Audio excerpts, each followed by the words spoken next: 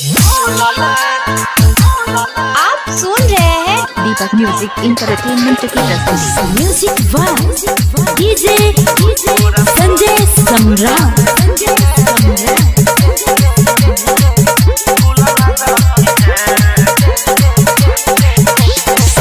ओइबो तोरा ससुरा में मिले गे करे जा खिड़की खुलल रखी है गे।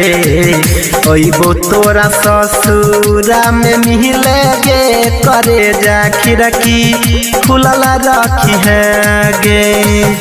सज सबर के रनिया रिहा तो यार गे चुम्मा लेके छुबो गाल फूल लगे करे जा खिड़की फूलल रखी है गे। चुम्मा लेके छुबो गाल फूल लगे करे जा खिड़की फूलल रखी है गे।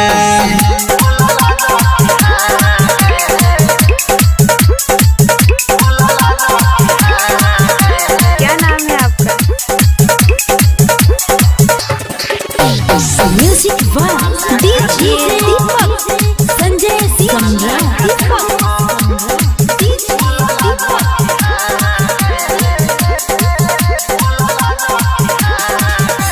केला बियाह में हमारा देला तू काट गे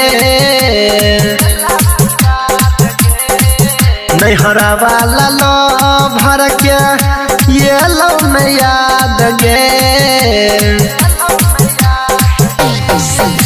केला बियाह में हमारा हेलो के बजै छी? गे नहीं हरा वाला लो भर के ये लो में याद गे। तोरे ख्याल में रहे छी डूबल गे करे जा खिड़की खुलल रखी है गे। चुम्मा लेके छुबो गाल फूल लगे करे जा खिड़की खुलल रखी है गे। चुम्मा लेके छुबो म्यूजिक वाह डीजे संजय सम्राट।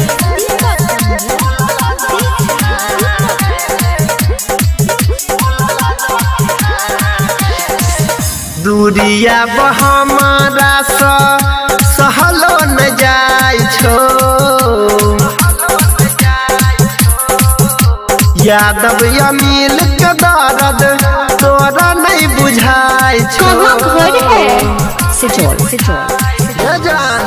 दूरिया हमारा सहलो न जाय छो पंकज अमील के दर्द तोरा नहीं बुझाय छो।